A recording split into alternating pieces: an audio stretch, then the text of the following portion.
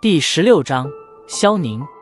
望着缓缓行过来的少年，萧妹几人都是止下了脚步，嬉笑的声音也是逐渐的弱了许多。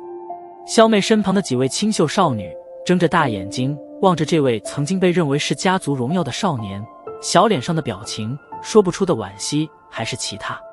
萧妹顿在原地，心头有些纠结，在心底其实她也想和这位曾经让得她倾慕不已的少年畅聊，不过现实却是告诉她，两人间的差距现在是越来越大，再将心思放在一位废人身上，明显是有些不智。弯弯的叶眉轻皱了皱，旋即舒展开来。萧妹在心中有些无奈的暗道，打个招呼吧，不管如何说，他也算是自己的表哥。